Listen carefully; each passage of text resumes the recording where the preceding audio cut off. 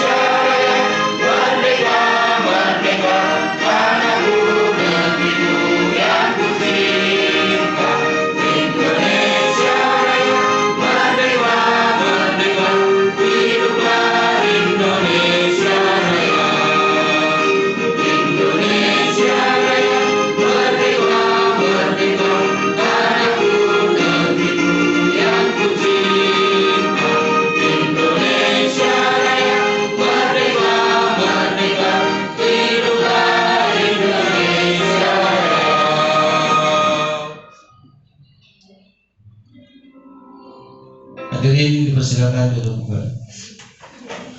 Kita lanjut acara berikutnya, yaitu pembacaan doa. Pak Ustaz. Assalamualaikum warahmatullahi wabarakatuh. Yang saya hormati Ibu Titi selaku Sohibul Bed dan seluruh tamu undangan hadirin yang tidak bisa saya sebutkan satu persatu, tapi tidak mengurangi rasa hormat dan takdim saya. Langsung saja kita berdoa, yang non muslim berdoa sesuai dengan kepercayaannya. Yang Islam kita berdoa bersama-sama. Bismillahirrahmanirrahim. Biridha'illahi ta'ala wa li syafa'ati Nabi Muhammadin sallallahu alaihi wasallam bi barakati al-Fatih.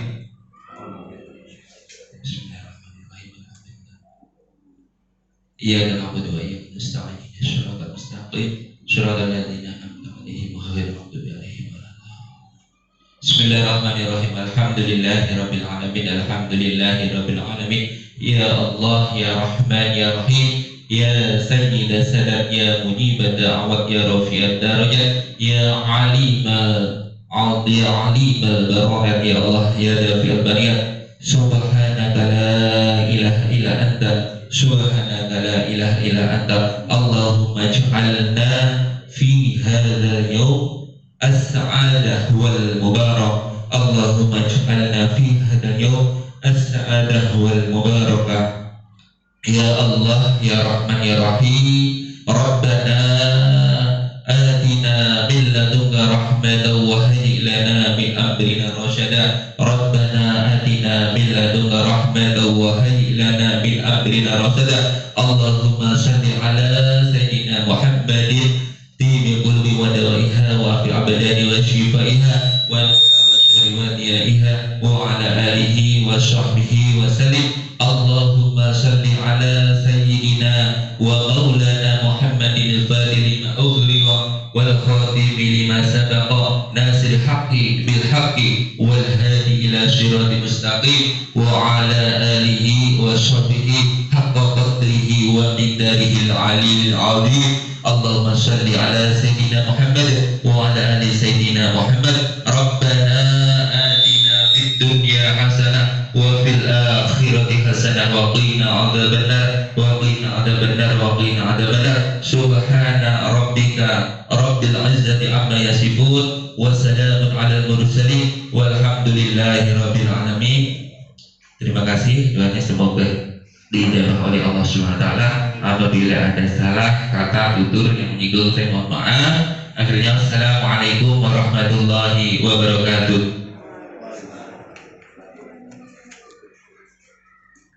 Terima kasih Pak Ustadz yang sudah memimpin doa.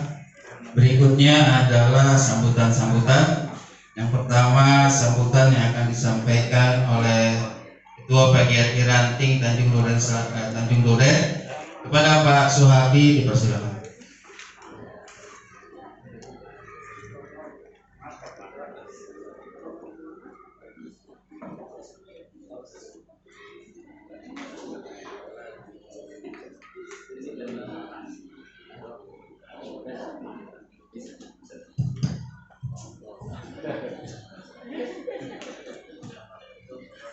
Bismillahirrahmanirrahim. Assalamualaikum warahmatullahi wabarakatuh. Marilah kita panjatkan puji syukur kepada Allah Subhanahu wa taala atas rahmat inayah serta maghfirahnya kita semua dapat berkumpul di ruangan ini. Salawat serta salam kita sanjungkan kepada Nabi besar Muhammad sallallahu alaihi wasallam, kepada keluarganya, dan mudah-mudahan di hari kiamat kita semua mendapatkan syafaat dari beliau. Amin. Yang saya hormati Ibu Ketua Korgus, Ketua K3S Kecamatan Grogol Petamburan, Ibu Titi. Yang saya hormati Bapak Subekti selaku Ketua PGRI Kecamatan Grogol Petamburan. Ya benar kan?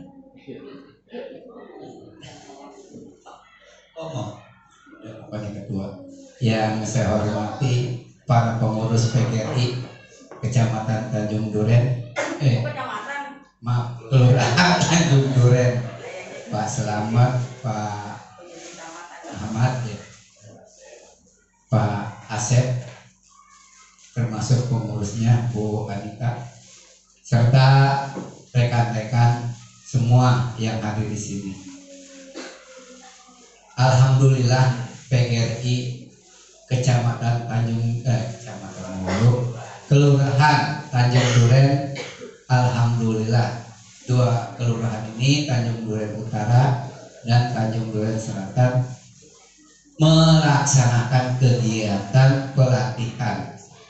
Ya, perlu digarisbawahi Bapak Ibu, kegiatan ini semuanya adalah kegiatan yang anggarannya, dananya Ibu kumpulkan melalui PGRI. Jadi semua kegiatan ini adalah kegiatan dari PGRI. Kita mendapatkan dana dari PGRI, ya, bulan apa Bu Anita? Kemarin November kemarin, bulan November dapat anggaran dari dari cabang, lalu kami implementasikan ke Pak Kuat. Sebenarnya Pak Kuat hanya bisa hari ini, namun alhamdulillah beliau juga tidak bisa hadir, ya. Jadi padahal jadwalnya dari dia. Saya mintanya dari awal, dari bulan November. Saya minta jadwal Pak untuk kegiatan di Tanjung Duren. Dia yang kasih jadwal tanggal 11-12 Desember. Saksinya Bu Titi dan Pak Bekti ada di situ. Ya, tapi alhamdulillah beliau tidak bisa dihadir. Namun demikian, walaupun Pak Kuat tidak bisa hadir, insya Allah level materinya lebih tinggi dari Pak Kuat. Insya Allah yang akan disampaikan oleh Pak Asep. Ya, tadinya kita mau ngambil dari dosen Uhanka, namun di telepon nggak diangkat-angkat. Akhirnya kita, ya, jadi saya sempat kelabakan gitu. Tapi alhamdulillah ada yang memberikan jalan dan solusi, ya. Jadi itulah yang perlu saya sampaikan Bapak Ibu. Makanya Bapak Ibu hari ini PDH-nya pakai PGRI, ya. Jadi itu penyampaian saya perlu Bapak ketahui. Jadi jangan sampai punya pemikiran bahwa PGRI kemanain, ya. Jadi itulah yang bisa saya sampaikan. Saya aturkan terima kasih kepada para peserta semua. Tolong ikuti dengan sungguh-sungguh, ya. Kalau saya sih udah gak penting lagi Bu, tinggal 7 bulan lagi. Nih Bapak Ibu yang sangat penting banget materinya, terutama materi raport, ya Bu, ya. Makanya saya ketawa, raport belum selesai, saya udah tanda tangan 6 kelas, saya bilang ini kok belum juga. Jadi gitu, ya. Jadi makanya disinilah segera sebelum pembagian raport kita adakan pelatihan supaya yang nggak paham tanya, ya. Insya Allah pemateri kita mumpuni untuk memberikan materi. Saya kira itu dari saya. Mohon maaf bila penyampaian saya ada kekurangan. Saya tutup, billahi taufiq. Wassalamualaikum warahmatullahi wabarakatuh. Waalaikumsalam. Terima kasih Pak Sumardi atas sambutannya. Sambutan berikutnya akan disampaikan oleh Ketua PGRI Cabang Grogol Petamburan yang akan disampaikan oleh Pak Suki. Pada Pak Suki, persilakan. Jadi dong kesini kayak saya. Sekalian langsung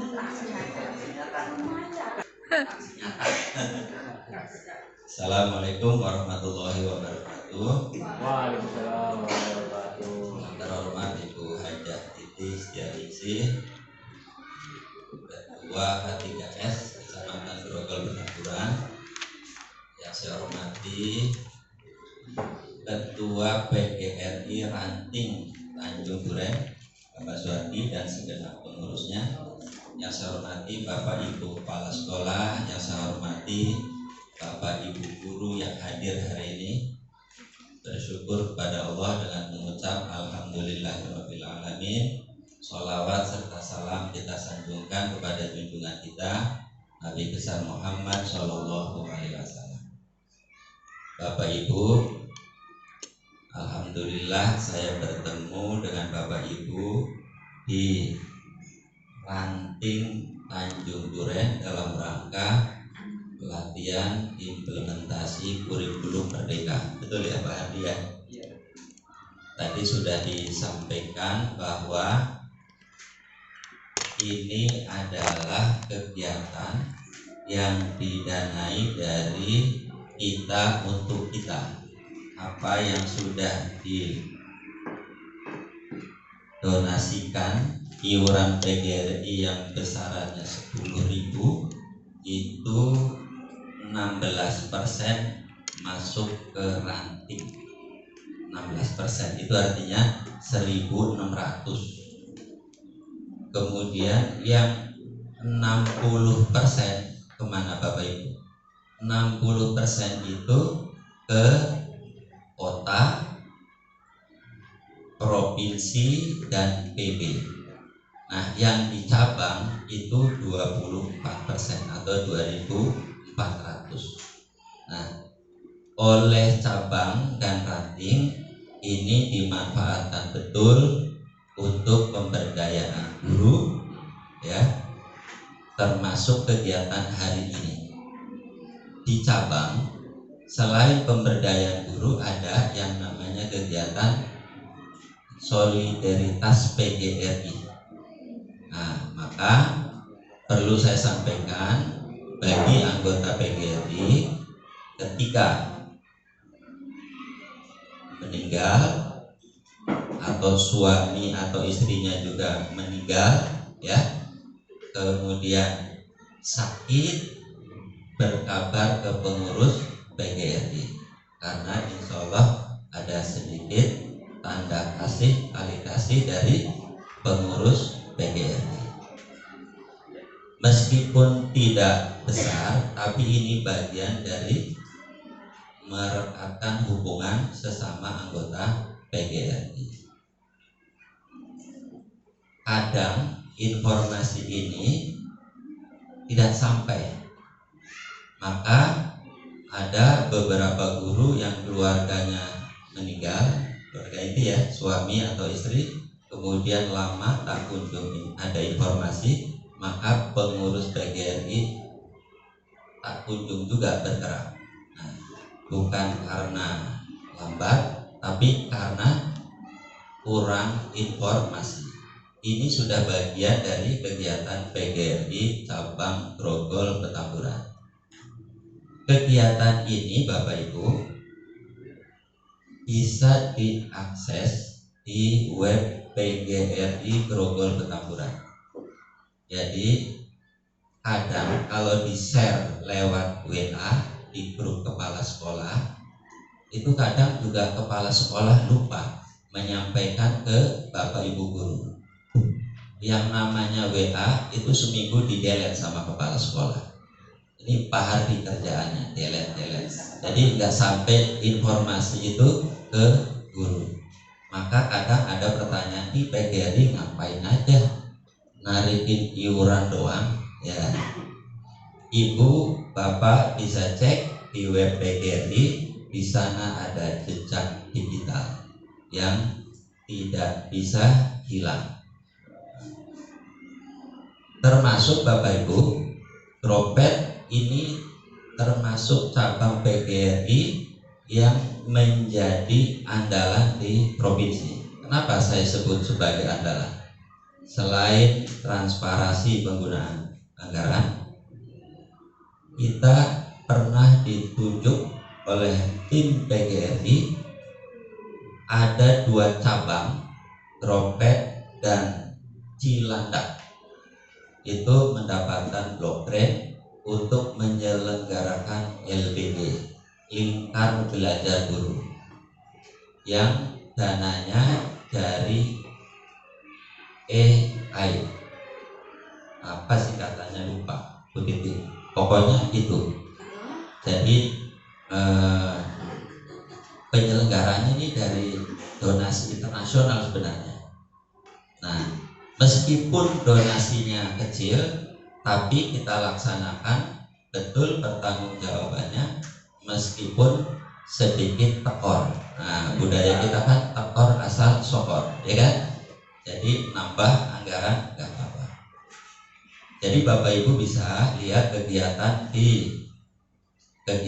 PGRI cabang Grogol Petamburan, termasuk kegiatan di ranting-ranting itu ada di mana Bapak Ibu? Web PGRI Grogol Petamburan. Dana Bapak Ibu itu selalu ditransfer ke rekening organisasi. Perlu Bapak Ibu tahu bahwa belum semua cabang memiliki rekening organisasi. Nah, jadi ada cabang yang rekeningnya individu, entah ketuanya atau bendaharanya. Kalau di Gropet itu sudah rekening organisasi, dan itu memang harus diurus betul ke pihak banknya. Jadi insya Allah dana Bapak Ibu itu aman, ya, tidak ada penyelewengan. Karena untuk mengambil dana saja itu harus pengurus semua ikut tanda tangan. Gitu. Ini bagian dari apa? Menjaga transparansi keuangan. Bapak Ibu, pada kesempatan ini saya ingin sampaikan juga, ini adalah bagian dari komunitas di Tanjung Duren. Dalam satu komunitas dimanapun itu sekurang-kurangnya ada 4 kelompok Bapak Ibu. Kelompok pertama ini yang namanya sponsorship. Ini kelompok itu kemampuannya unggul, kemauannya juga unggul. Jadi pada dirinya dia selalu menggerakkan orang lain, mempengaruhi orang lain, menggerakkan. Mudah-mudahan yang hadir hari ini adalah kelompok yang tadi pertama, sponsor. Kemampuannya oke, spiritnya atau kemauannya juga oke. Ada kelompok kedua Bapak Ibu, laten. Dia kemampuannya sudah bagus, tapi kemauannya, spiritnya sedikit lemah. Orang ini kadang-kadang bisa mempengaruhi yang lain tapi untuk hal yang kurang bagus. Misalnya, udah kita jangan terlalu rajin, kita jangan kelihatan pintar, nanti Pak Hardi suruh-suruh mulu. Itu. Jadi lebih baik kita jangan ngeliatin pinternya. Apalagi Bu Titi itu ya, kalau ada orang pinter malah disuruh terus. Nah, lebih baik jangan kelihatan pinter. Nah, ini laten ini. Oh, Pak Asep disuruh mulu ya. Itu laten. Dia menyembunyikan kemampuannya, padahal dia bisa. Ini ada kelompok 3. Kelompok 3 itu kemampuannya rendah, tapi kemauannya ini enak, diajak apa aja oke. Ya tapi segitu-gitu aja. Ya tapi bagus, diajak apa aja. Nah, kelompok ini bisa karena kurang diberi ruang kesempatan oleh pimpinannya untuk mendapat kesempatan pelatihan, atau dirinya kurang membuka diri, mengakses diri untuk mau belajar. Nah, insya Allah kegiatan ini dalam rangka menambah kapasitas itu, jadi meningkatkan atau mengembangkan kemampuannya. Nah, ini yang terakhir, ini mudah-mudahan tidak ada di sini. Ini kelompok namanya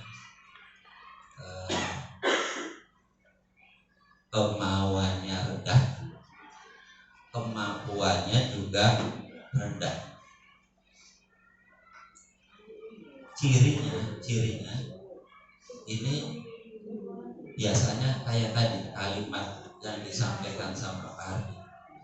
Saya mah tinggal 7 bulan, nggak penting-penting amat. Ini cirinya nih. Sudah mau pensiun, tua gitu ya. Nah, tapi Pak Hadi bukan kelompok itu contoh. Pak Hadi kan menggerakkan ini sponsorship. Cuma cirinya kadang begitu.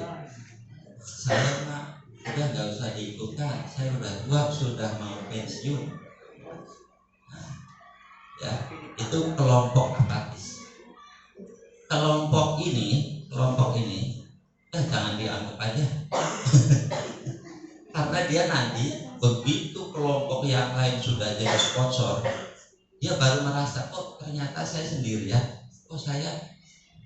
dia baru lari terbirit-birit. Itu biasanya gitu. Kalau semuanya bergerak jadi sponsor, dia baru menyadari bahwa dia ternyata sudah ketinggalan. Maka kelompok ini jangan ditemani. Maksudnya jangan ditemani ikut-ikutan jadi kelompok apatis seperti ini, gitu. Ya. Orang yang begini kadang hadirnya juga tidak menggenapkan, ketidakhadiran juga nggak menihilkan. Jadi ya anggap aja kayak nggak ada sama aja gitu. Ya, mudah-mudahan di setiap komunitas kita nihilkan kelompok ini. Nah, jadi Pak Hardi sebagai ketua ranting menghadirkan Bapak Ibu itu dalam rangka meningkatkan kapasitas. Mari bergerak sebagai kelompok yang pertama tadi, sponsor. Maka setelah dari sini tugas Bapak Ibu adalah apa?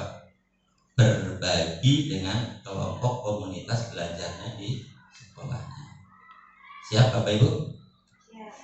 Nah, kalau lemes begini nih tandanya belum sponsor. Siap Bapak Ibu? Nah, ini baru sponsor. Jadi kalau siap itu masih kategori vendor. Nah, ya. Bapak Ibu, kami menyambut baik ya dengan kegiatan ini, dan ranting-ranting lain juga sudah bergerak. Insya Allah, maka ketika ranting semuanya bergerak, itu kegiatan cabang juga turut bergerak. Dokumentasi ini, kegiatan ini juga nanti akan masuk web sebagai bagian dari aktivitas ranting Tanjung Duren. Terima kasih, itu sebagai awalan mengawali kegiatan kita hari ini. Dari kami mohon maaf ya, ketua tidak bisa hadir. Kalau tadi menyebut saya sebagai ketua, saya mewakili ketua ya. Ketua adalah Pak Hatta ya.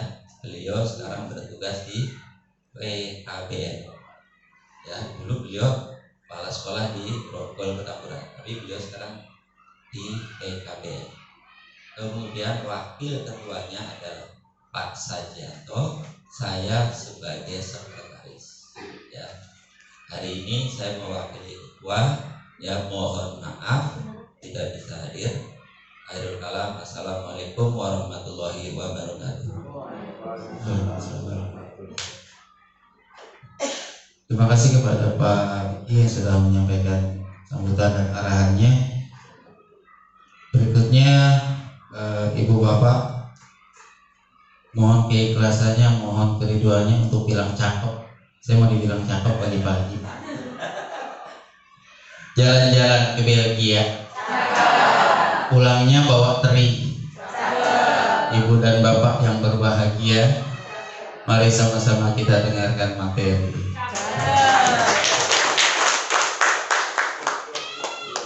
Materi pertama Ibu dan Bapak nanti akan disampaikan oleh Pak Hartono. Saya dibantu oleh Pak Hartono. Sebelum Pak Hartono menyampaikan materinya, akan ada yang disampaikan oleh Ibu Titi. Pada Bu Titi dipersilakan. Bismillahirrahmanirrahim. Assalamualaikum warahmatullahi wabarakatuh. Selamat pagi dan salam sejahtera untuk kita semuanya yang saya hormati Pak Yogi selaku perwakilan dari PGRI Kecamatan Grogol Petamburan, Pak Suhardi selaku Ketua PGRI Kelurahan Tanjung Duren beserta jajarannya, serta Bapak dan Ibu Kepala Sekolah dan Bapak Ibu yang hadir pada kegiatan hari ini. Marilah kita panjatkan puji syukur kita kepada Tuhan Yang Maha Esa bahwa kita masih diberikan nikmat sehat sehingga kita dapat berkumpul di aula SDN TDS 01 dalam kondisi sehat walafiat. Sholawat serta salam marilah kita sanjungkan ke Nabi besar Muhammad Sallallahu Alaihi Wasallam. Semoga kita tetap jadi umatnya hingga akhir zaman. Baik, sebelum materi berlangsung disampaikan, mohon izin saya karena tadi dengan tidak adanya dan tidak hadirnya dan tidak bisaannya narasumber yang kita undang pada hari ini, maka saya sampaikan ke Pak Hardi, ayo sama-sama kita sharing ya, walaupun nanti narasumbernya ataupun bukan narasumber ya, tapi sharing dengan teman-teman dari TDS ya, karena alhamdulillah dari TDS ini kan sudah mendapat pendampingan untuk kurikulum merdeka dari kementerian yang dengan fasilitator dari dosen Desa Unggul ya. Mudah-mudahan ilmu-ilmu yang sudah kita terima di TDS ini bisa menjadi praktik baik gitu ya, sehingga kita bisa sama-sama, karena memang tujuan dari adanya sekolah penggerak itu adalah untuk mengimbaskan ya. Mudah-mudahan dengan kegiatan ini mohon sekiranya ada masukan-masukan untuk sekolah kami. Adapun dari pengimbasannya kalau seandainya kurang pas, nanti kita samakan persepsi ya Bapak Ibu ya. Jadi mudah-mudahan apa-apa yang disampaikan dari teman-teman kami di TDS 01 ini bisa membawa manfaat ya buat Bapak dan Ibu untuk dibawa pulang tentunya, karena masih banyak miskonsepsi tentang kurikulum merdeka, terutama P5 ya. P5 ini memprihatinkan kalau buat saya, karena pelaksanaannya entah dia dapat intinya nggak, dapat feelnya nggak ya, yang penting dapat pembentukan karakternya nggak ya, dimensinya dan elemennya itu tercapai nggak ya, karena paham atau tidak gitu ya. Tetapi gebiarnya atau selebrasinya luar biasa. Saya tidak mau terjadi di Kecamatan Grogol Petamburan, padahal tidak harus bermewah-mewah, tetapi makna dari P5 itu tercapai. Nah ini banyak nanti akan dijelaskan sebelum sesi irakot ya, nanti akan dijelaskan bagaimana tentang P5 dengan dimensi-dimensinya, gimana sih yang bisa dilaksanakan seperti apa, sesederhana mungkin pun bisa, hanya selebrasinya hanya istilahnya pajang, karena yang dipentingkan itu bukan produk tapi prosesnya yang penting ya, justru anak menikmati ya, karena TDS 01 ini di P5 ini melaksanakan sistem blok, di mana setelah untuk yang intra ininya selesai baru mengadakan P5. Jadi kita ulangan ataupun asesmen itu ada di sebelum nggak seperti ini kita udah selesai, kita sudah aman. Jadi sekarang tinggal mengumpul rapot, bahkan sebenarnya kalau rapot sudah dibuka dari kemarin kita sudah selesai, tinggal mengumpul rapot P5. Nah ini terjadi di sekeliling kita, padahal di sini ada sekolah penggerak, selebrasinya luar biasa. Tapi begitu mau input P5-nya, rapat P5-nya bingung. Saya harus bagaimana? Ini kemana? Ternyata banyak juga yang ternyata tidak membuat rapat P5. Rapat P5 memang tidak dibagikan di semester 1, tapi dibagikan di semester 2 setelah yang modul yang kedua selesai, yang semester kedua selesai. Berapa sih P5? P5 itu sekitar 252 jam per tahun. Jadi bisa dibagi berat di mana? Oh di sini berat kalau nggak dibagi 2, 126 ditambah 126 ya. Ini bagaimana ngebaginya 126 jam itu banyak. Nah nanti akan diberikan contoh-contoh konkretnya. Mungkin kalau seandainya tidak selesai hari ini, nanti akan kita adakan pertemuan, tapi bukan sama dengan PGRI, dengan gugus, boleh ya. Bukan gugus, sekarang namanya sekolah komunitas. Padahal kemarin sudah saya undang sekolah komunitas 2 hari, ternyata yang datang itu saja. Jadi saya mohon untuk pada kesempatan hari ini nanti kalau ada undangan kembali tentang kumpulnya Bapak dan Ibu guru di siang hari jam 1 deh ya, gak usah dari pagi, dari jam 1 sharing. Kita tentukan kita sharing di TDS 01 hari apa ya, mungkin tidak akan resmi seperti ini, ada suguhan snack ataupun air, kita bawa tumbler aja nanti saya siapkan di sana. Jadi biar tidak berat. Berada di sekolah manapun kegiatan nanti jadi berat kalau seandainya mikirin konsumsi karena semuanya pakai dana. Kalau PGRI banyak duitnya, tapi kalau sekolah komunitas gak punya dana. Jadi ayo kumpul-kumpul aja. Yang punya gorengan dibawa, yang punya keripik dibawa, apa-apa. Yang seadanya aja. Yang penting ilmunya dapat. Bagaimana cara meningkatkan PMM, bagaimana cara dalam PMM sebetulnya banyak banget yang harus bisa diunduh oleh teman-teman semuanya. Ngajar serasa enak kalau seandainya Bapak dan Ibu punya tahu fitur-fitur dan pembinaannya ya. Jadi nanti akan disampaikan oleh teman-teman saya, mudah-mudahan teman-teman saya bisa memuaskan. Kalau tidak puas nanti akan kita tarik kepuasan ya dengan mengambil narasumber dari luar ya. Kita sepakati dulu untuk belajar dan kegiatan hari ini kita belajar dengan teman-teman yang berada di sini. Jadi kita saling ya. Nanti kalau ada yang istilahnya ibu saya mau menyampaikan dari peserta yang ada di sini, saya sampaikan boleh ya. Itu saja pembukaan dari saya. Nanti akan dilanjutkan oleh Pak Hartono, Pak Asep dan Bu Rosi serta Mas Arjani ya. Insya Allah kita siap memberikan pencerahan kalau seandainya Bapak dan Ibu butuh, daripada di sana bayarnya mahal ya Bu ya, mengambil orang LPMP ya.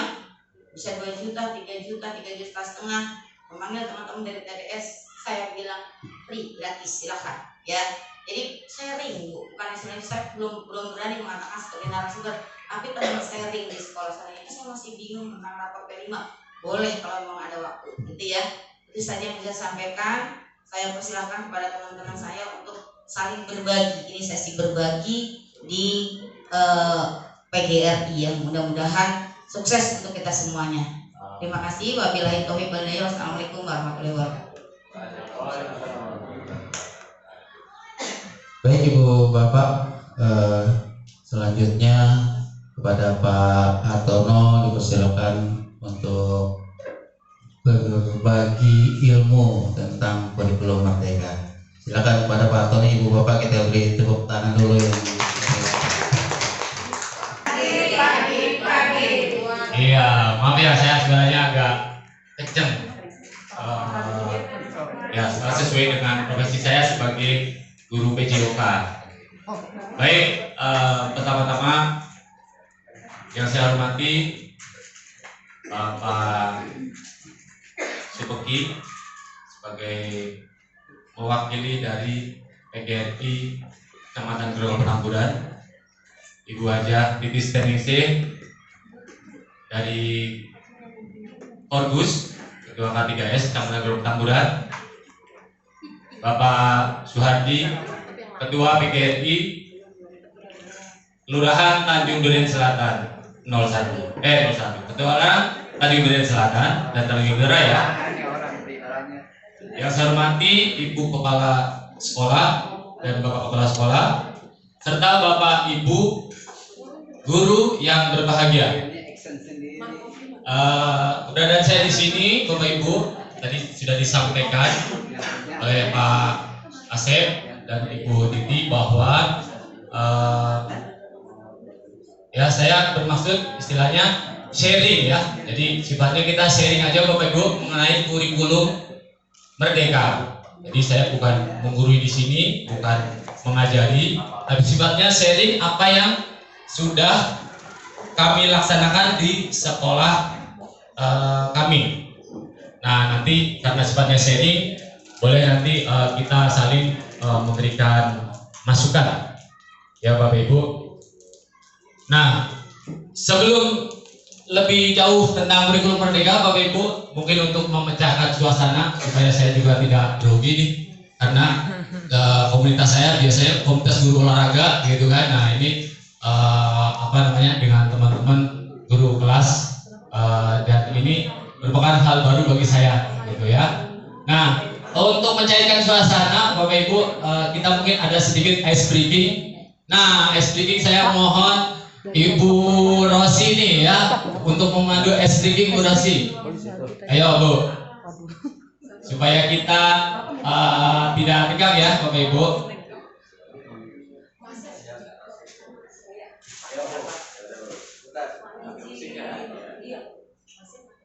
Ya, selamat pagi Bapak Ibu semua.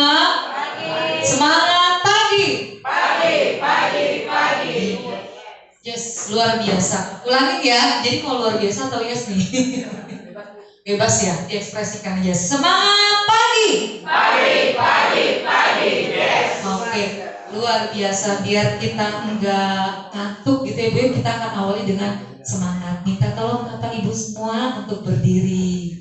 Karena yang menyampaikan dari Pak Hartono Guru PJOK, jadi kita mau gerak dulu ya Bapak dan Ibu.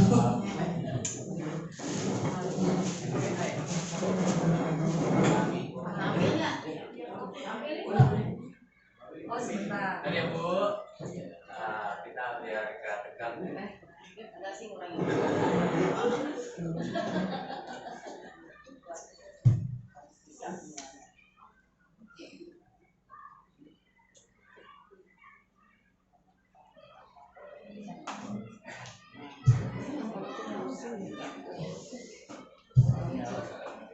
Oke, siap. Ya. The Bluetooth device is ready to pair. The Bluetooth device is connected successfully.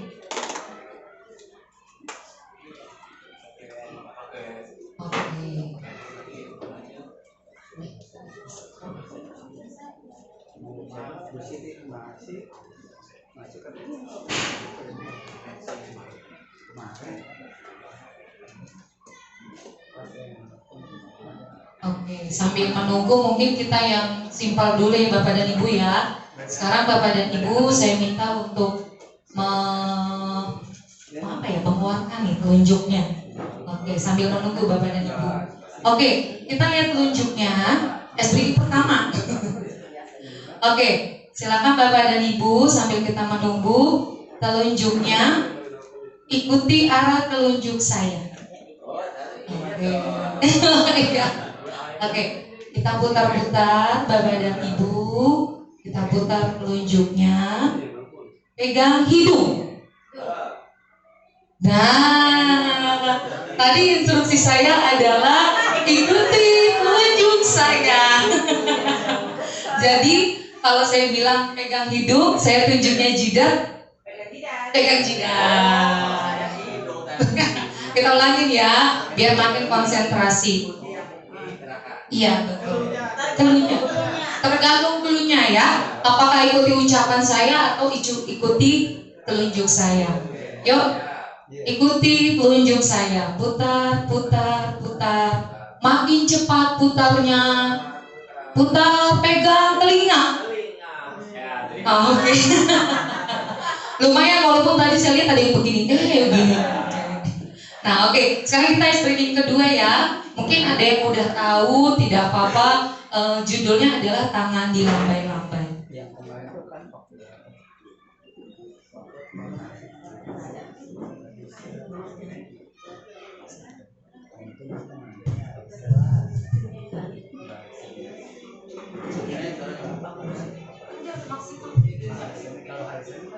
Bareng-bareng berarti ya Pak. Ulang ya. Belum Pak.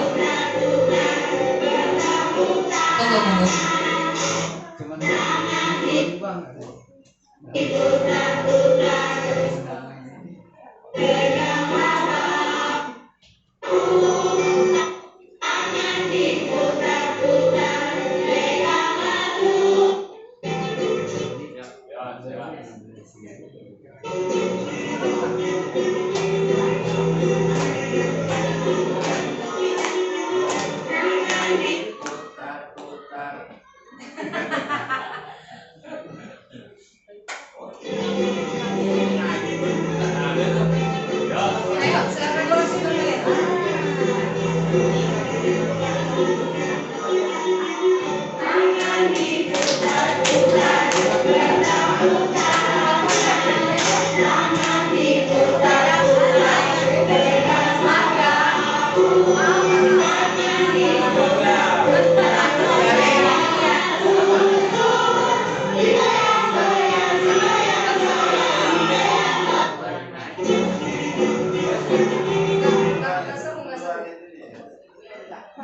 Kita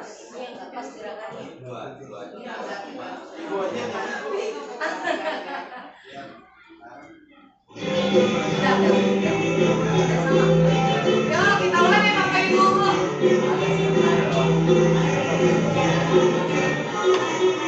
Tangan diputar-putar, pegang-pegang.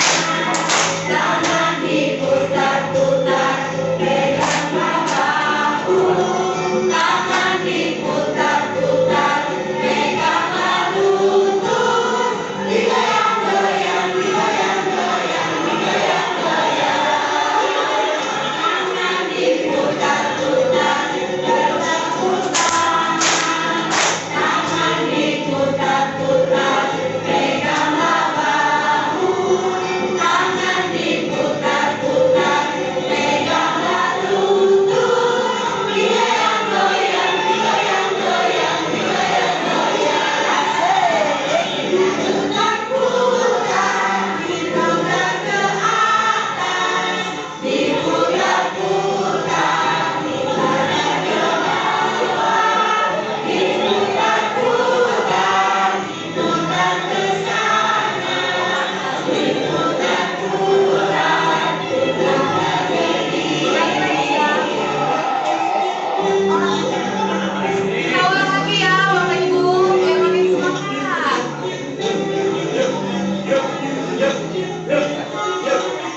Tangan diputar-putar, bertepuk tangan. Tangan diputar-putar, peganglah bahu. Tangan diputar-putar, peganglah lutut. Digoyang-goyang, digoyang-goyang, digoyang-goyang. Tangan diputar-putar, bertepuk tangan. Tangan diputar-putar, peganglah bahu. Tangan diputar-putar, peganglah digoyang Bapak Ibu. Digoyang-goyang, digoyang-goyang,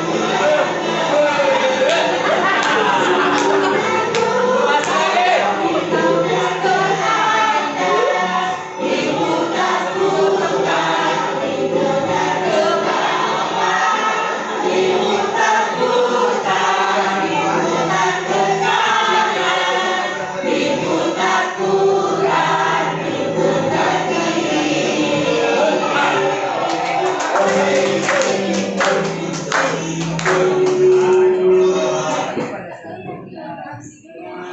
Baik, terima kasih Bu Rosi untuk teman buat kita semua.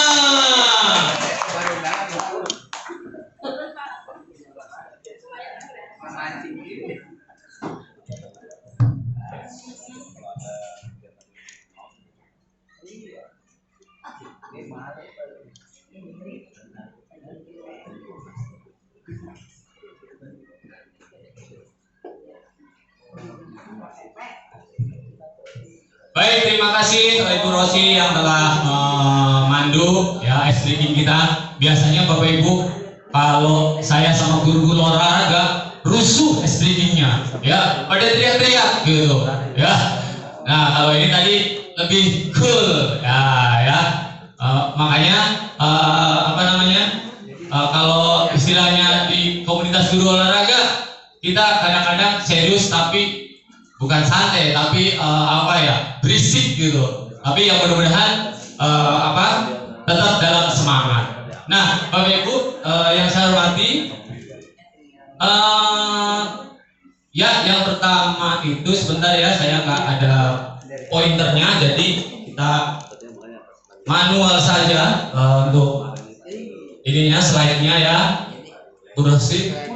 Iya mungkin. Nah, oke. Gak apa-apa, nanti apa namanya, saya sambil ngetik aja.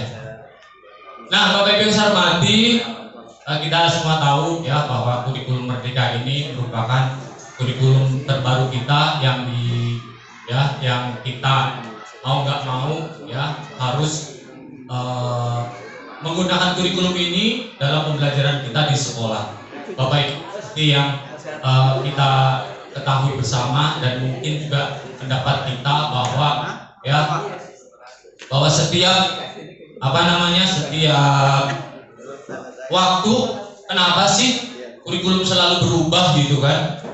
Ya kan, kenapa sih kurikulum diganti-ganti terus? Nah, mungkin itu ada di dalam pikiran kita, beberapa pikiran kita, ya. Mengapa kita selalu dengan perubahan kurikulum?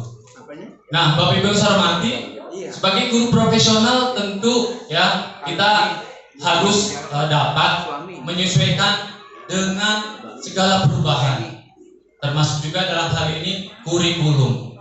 Ya, negara kita atau pemerintah ya secara berkelanjutan sudah tentu pasti akan merubah kurikulum karena kita harus menyesuaikan dengan tuntutan perkembangan zaman. Nah, pada periode sekarang ini ya kurikulum yang kita gunakan adalah kurikulum merdeka ya tepatnya di tahun 2021-2022 itu merupakan kurikulum prototipe yang diuji cobakan di beberapa sekolah. Kemudian di tahun pertama untuk TDS 01 menggunakan kurikulum merdeka ini adalah tahun pelajaran 2002-2003 tahun pertama, dan sekarang kita tahun kedua Bapak Ibu ya, tahun kedua. Insya Allah nanti tahun depan tahun ketiga sudah semuanya dari kelas 1 sampai kelas 6. Kalau sekarang kelas 1, kelas 2, kelas 4 dan kelas 5. Kelas 3-nya belum. Nah, Bapak Ibu sekalian yang saya hormati, mungkin ya untuk memahami kurikulum merdeka ini ya sebetulnya kalau saya mendapatkan atau kemarin mendapatkan pelatihan, kemudian juga dengan membaca atau mendapatkan dari berbagai literatur gitu dalam kurikulum merdeka ini itu nggak terlalu banyak lah yang mungkin bisa kita perhatikan esensialnya. Nah,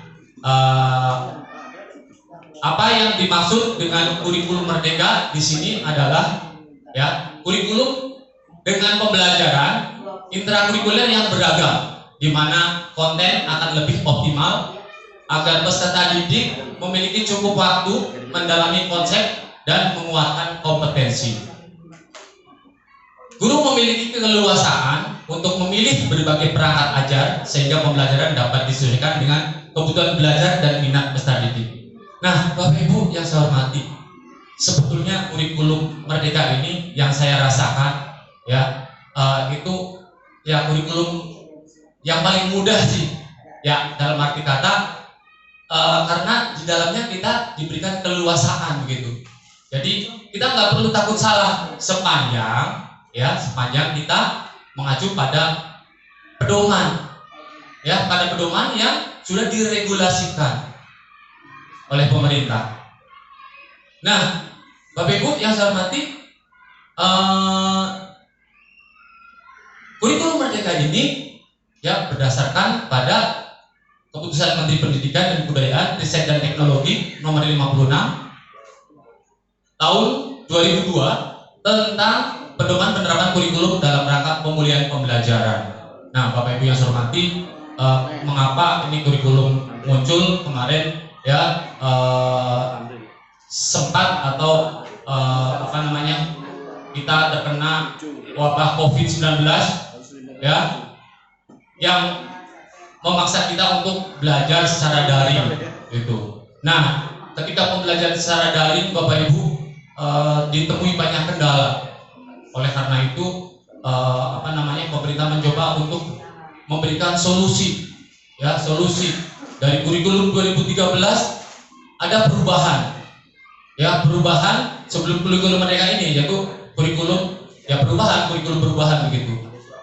Nah, setelah itu diformulasikan lagi menjadi kurikulum merdeka yang di awalnya itu sebagai opsi ya. Jadi itu yang saya rasakan ya pada periode sekarang ini di awal-awal ya Bapak Ibu, bahwa sekolah dalam 1 tahun pembelajaran bisa menggunakan 2 kurikulum. Nah, ya kan, itu istilahnya ya baru baru kita rasakan bersama-sama gitu. Ya, kurikulum 2013, kurikulum Merdeka. Nah, kurikulum Merdeka itu awalnya kan opsi aja Bapak Ibu, ya, karena memang akan dilakukan secara bertahap. Nah, Bapak Ibu sekalian, untuk mengetahui struktur kurikulum Merdeka, ya, kita bisa buka keputusan menteri ini, gitu. Nah, yang di dalamnya ada pelaksanaan kurikulum Merdeka, ya. Mungkin kita berangkat dari pemahaman dulu apa sih itu kurikulum Merdeka, begitu. Nah, kurikulum Merdeka dilaksanakan secara bertahap, Bapak Ibu, ya, secara bertahap. Tahun pertama dilaksanakan bagi peserta didik PAUD dan SD kelas 1, kelas 4, kelas 7, kelas 10 pada jenjang pendidikan dasar dan menengah. Ya, di tahun kedua kelas berikutnya, kelas 1, kelas 2, kelas 4, kelas 5, kelas 7, kelas 8, kelas 10, kelas 11, dan seterusnya. Nanti di tahun ketiga pada akhirnya seluruh satuan pendidikan atau seluruh tingkatan menerapkan kurikulum Merdeka. Nah, itu strategi penerapan kurikulum Merdeka yang dicanangkan oleh pemerintah secara bertahap, Bapak Ibu. Nah, sekolah kita TTS 01 ini tahun kedua, Bapak Ibu, menerapkan kurikulum Merdeka, sehingga kita yang menggunakan kurikulum Merdeka dan kelas 1, kelas 2, kelas 4 dan kelas 5. Kelas 6, kelas 3 dan kelas 6 kita masih menggunakan kurikulum 2013. Nah, Bapak Ibu, selanjutnya bahwa kurikulum Merdeka ini sebagaimana yang tersebut dalam peraturan tadi berlaku dimulai tahun 2002, ya, 2022-2023. Di tahun 2021 sudah diuji cobakan di beberapa sekolah, begitu Bu, ya. Jadi memang sebelum kurikulum ini digunakan secara formal, ya, yang dulu kita kenal kurikulum ini namanya kurikulum prototipe, seperti itu. Di tahun 2021 digunakan di beberapa sekolah di seluruh Indonesia. Nah, kemudian selanjutnya Bapak Ibu, di dalam kurikulum Merdeka ini terdapat struktur kurikulum yang tadi ada di Permendikbud nomor 56 tahun 2022, ya, terkait dengan struktur yang ada di dalamnya, yaitu bahwa pembelajaran atau struktur kurikulum SD MI ini dibagi menjadi 3 fase, yaitu fase A, fase B, fase C. Kemudian dalam pelaksanaan kegiatan utamanya di sana dibagi menjadi pembelajaran intrakurikuler dan proyek penguatan profil pelajar Pancasila. Nah, Bapak Ibu, di sini kita mengenal hal baru, ya, hal baru dalam kurikulum Merdeka, yaitu struktur kurikulum dibagi menjadi 3 fase. Hal barunya, kalau dulu di kurikulum 2013 kita biasanya menyusun pembelajarannya itu berdasarkan kelas, gitu. Sekarang harus per fase. Apa bedanya kelas dan fase, gitu? Kalau dulu mungkin kita menyusun tujuan pembelajarannya yang per kelas, gitu. Nah, sekarang per fase. Dalam satu fase itu bisa 2 atau 3 tingkat, gitu. Seperti di fase A, ya, di fase A itu untuk kelas 1 dan kelas 2. Di fase B kelas 3 dan kelas 4. Di fase C kelas 5 dan kelas 6. Untuk fase D itu kelas 1 kelas 7, 8, 9 fase D. Ya. Untuk fase E-nya itu kelas 10. Fase F-nya itu SMA kelas 11, 12. Nah, Bapak Ibu, ada apa dengan pembagian fase ini gitu. Ya ternyata kalau kita bisa pahami lebih jauh lagi, ya ini untuk memudahkan peserta didik dalam menjalankan atau dalam menuntaskan konten pembelajarannya gitu. Jadi dia akan istilahnya berjenjang nih Bapak Ibu ya, dari fase A sampai fase D itu adalah sebuah tujuan pembelajaran yang berjenjang seperti itu. Konsepnya seperti itu. Jadi nanti insya Allah akan ibaratnya di sebuah perjalanan finishnya ada di kelas 12 seperti itu Bapak Ibu ya. Nah kita sebagai guru sekolah dasar ya, kita ada di fase A, B, dan C seperti itu. Nah Bapak Ibu, dalam pelaksanaan pembelajaran kurikulum Merdeka ini ya, tadi dibagi menjadi 2 kegiatan utama.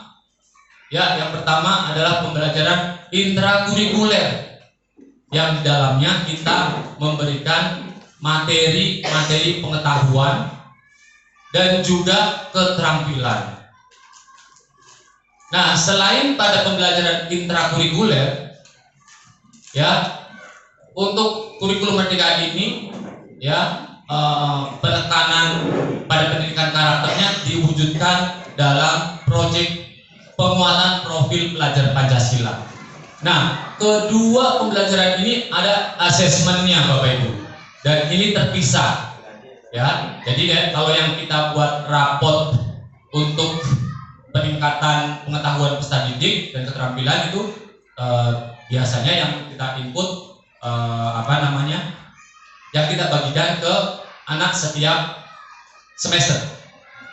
Nah, untuk proyek penguatan profil pelajar Pancasila atau P5 ini juga dibuatkan rapor. Nanti ada panduannya sendiri, ada pedomannya sendiri. Nanti mungkin di sesi berikutnya ya akan dijelaskan oleh teman saya. Nah, berikutnya Bapak Ibu, dalam kurikulum Merdeka ini apa sih yang harus kita pahami? Ya, modal kita untuk melaksanakan kurikulum Merdeka ini terkait dengan pembelajaran terhadap peserta didik itu apa sih gitu. Bapak Ibu, kita akan berangkat dari pemahaman terhadap capaian pembelajaran. Ya, Bapak Ibu, capaian pembelajaran di sini ya, ini merupakan istilah katanya kompetensi dasar. Kalau dulu di kurikulum 2013 itu namanya KD. Ya, KD, dan ya memang betul-betul KD yang dituangkan dalam capaian pembelajaran. Nah, kalau dulu KD-nya per kelas, sekarang capaian pembelajarannya itu per fase. Jadi untuk mencapai pembelajaran ini dimungkinkan ya, atau memang diarahkan per fase seperti itu. Jadi kelas 1, kelas 2 itu di fase A. Nah, Bapak Ibu yang saya hormati, bagaimana sih kita istilahnya memahami capaian pembelajaran? Nah, ini ada dituangkan dalam keputusan Kepala Badan Standar Kurikulum dan Asesmen Pendidikan Kementerian Pendidikan dan Kebudayaan, Ristek dan Teknologi nomor 33 tahun 2002 tentang capaian pembelajaran. Nah, Bapak Ibu, sebentar saya coba alihkan ke, nah, bentar ya Bu, ke sini nih, capaian pembelajaran. Nah, ini ya.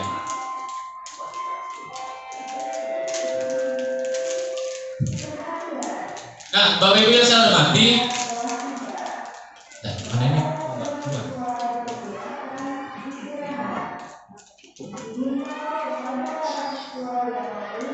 Oh, kasih ya. Ini ganti PPT. Ganti PPT.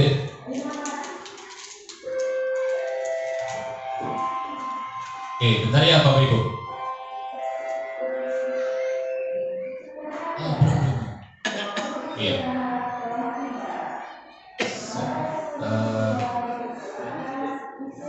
sih ya.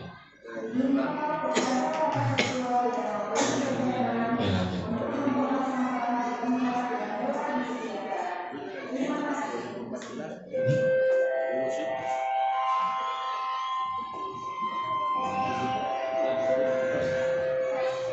Ada prima.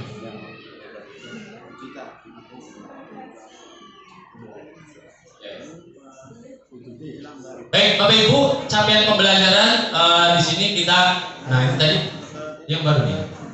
Oh iya benar. Coba Bu, ke bawah lagi Bu. Ke bawah lagi itu kayaknya slide yang ini nih. Dia kan ada dua. Nah ini. Ya udah, ini kan.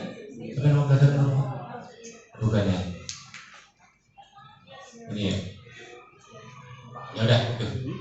Baik Bapak Ibu, capaian pembelajaran ya merupakan kompetensi pembelajaran yang harus dicapai peserta didik pada setiap jenjang ya. Nah, capaian pembelajaran ini yang dulunya di kurikulum 2013 ada merupakan kompetensi dasar atau KD. Nah, kita berangkat untuk membuat perangkat pembelajaran, kita akan berangkat dari pemahaman terhadap capaian pembelajaran. Nah, capaian pembelajarannya itu dari mana? Yaitu tadi dari keputusan Kepala Badan Standar Kurikulum, ya, Kementerian Pendidikan dan Kebudayaan Republik Indonesia.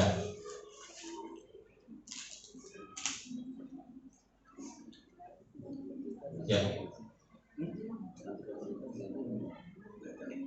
Gak apa-apa, yang ini aja, yang utama aja yang tadi, coba ya, yang utama aja. Oke, berikutnya ini ya. Nah, Bapak Ibu untuk menganalisa atau menganalisis capaian pembelajaran, ya, kita bisa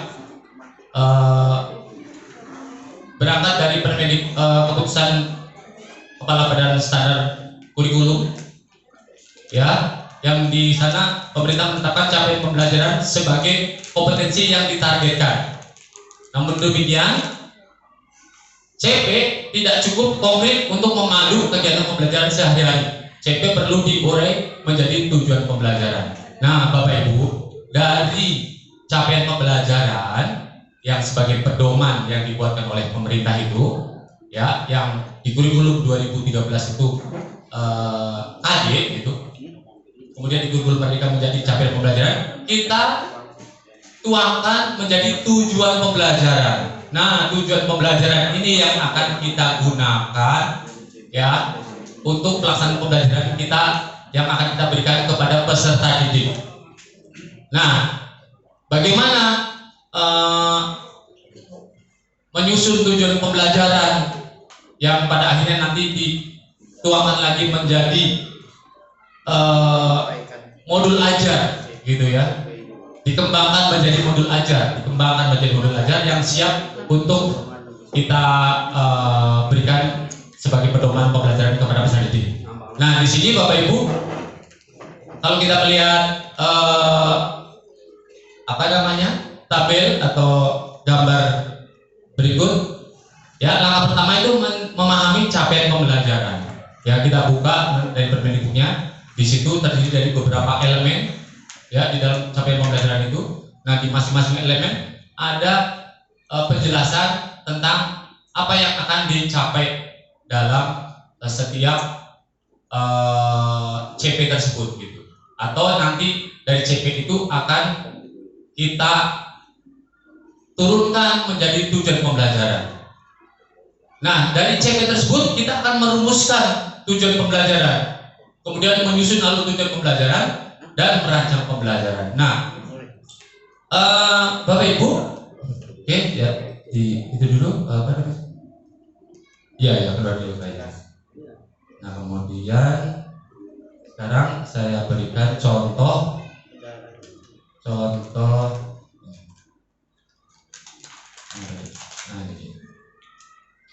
Nah, Bapak Ibu, ini Bu, contoh ini Bu. Pancasila. Nah, yang kelas 4. Nah, Bapak Ibu, bagaimana kita menganalisis capaian pembelajaran? Ya, itu tadi udah dulu. Enggak. Tadi aku sudah buka ya, sudah buka. Yang tadi ke atas berapa, Bapak? Nah, ini. Terus ini.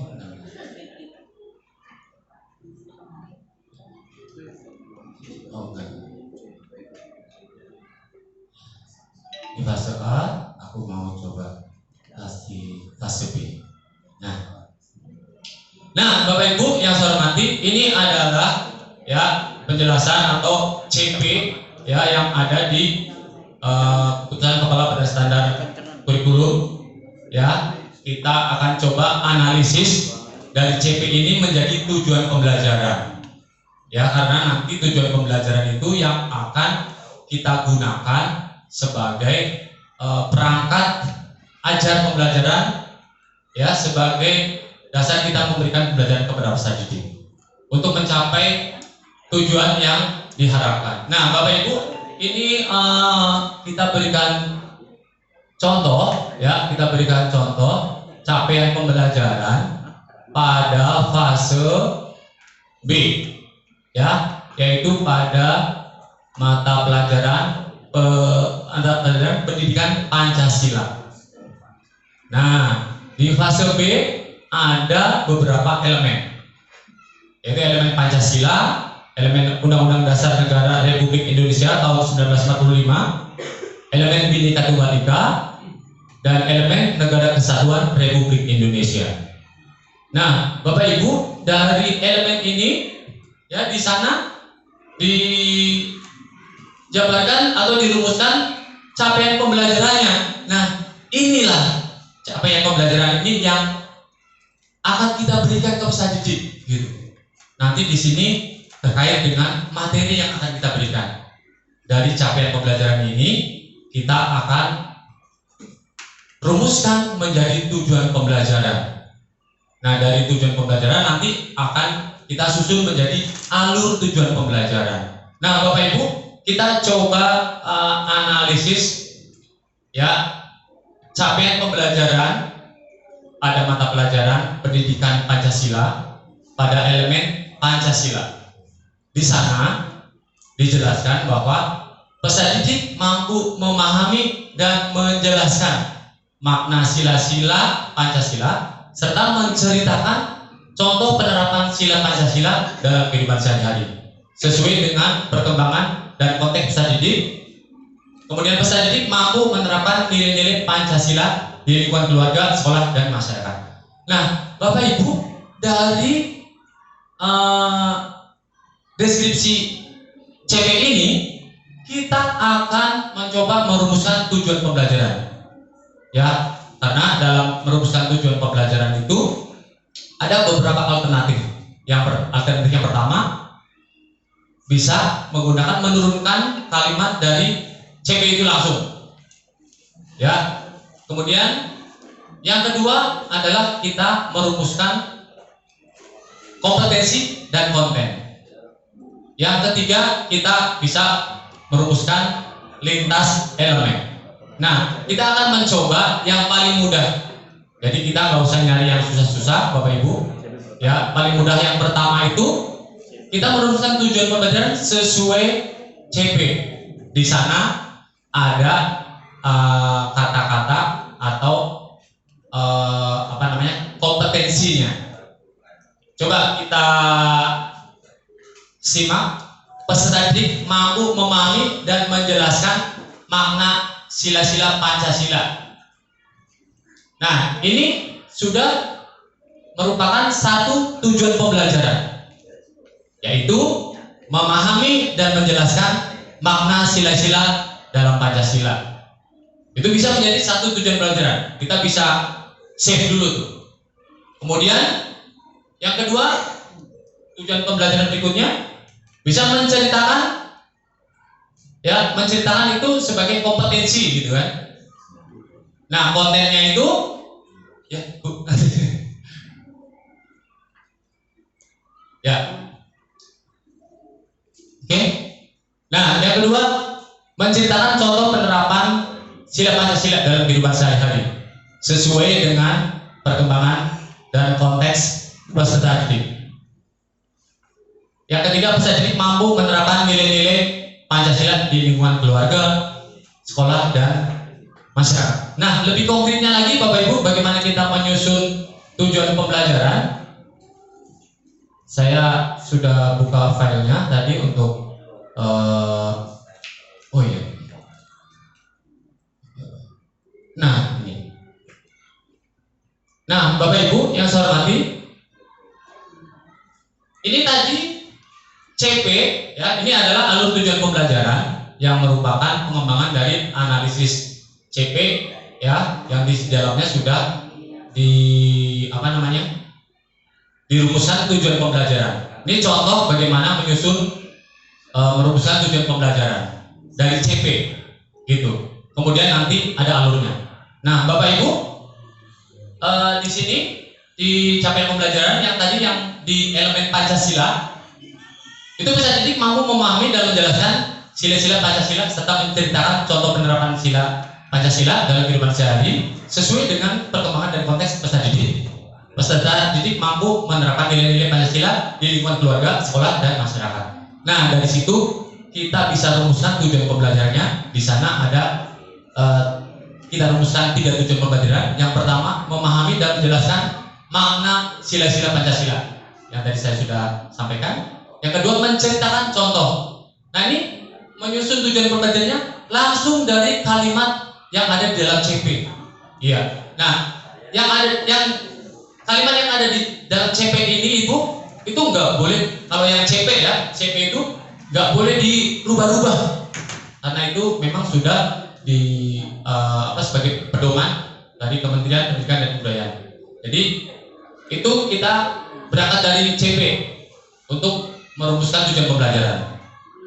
Nah, Bapak Ibu, kemudian untuk merumuskan tujuan pembelajaran ini di kurikulum Merdeka ini, ya itu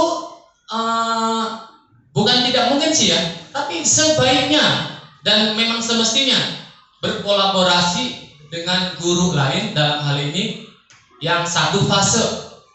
Misalnya di fase B guru kelas 3 dan kelas 4. Nah, harus merumuskan secara bersama-sama karena nanti untuk merumuskan tujuan pembelajarannya itu kan dari yang paling mudah dulu gitu.